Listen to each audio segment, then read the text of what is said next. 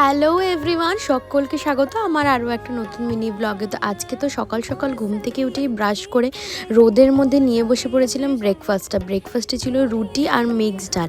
আর এনাদের সঙ্গে তোমরা দেখা করো, এনারা হচ্ছে আমাদের বাড়ির মহাজনী।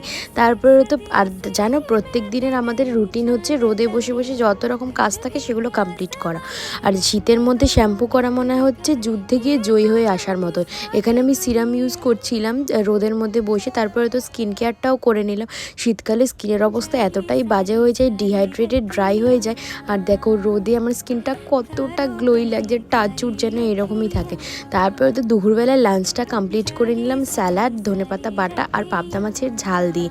তারপরে তো টানা একদম 2-3 ঘন্টা আমি একটা সিরিজ কমপ্লিট করলাম। তারপরে সন্ধ্যাবেলা একটু পড়তে বসেছিলাম। রাতে আমাদের মেনু ছিল লুচি আর আলু ভাজা, বেশ অনেক দিন পরে খেলাম। তারপর তো খাওয়া দাওয়া হয়ে যাওয়ার পর স্কিন কেয়ারটা করে নিলাম। তো দেখা হচ্ছে নেক্সট কোনো মিনি ব্লগে, বাই।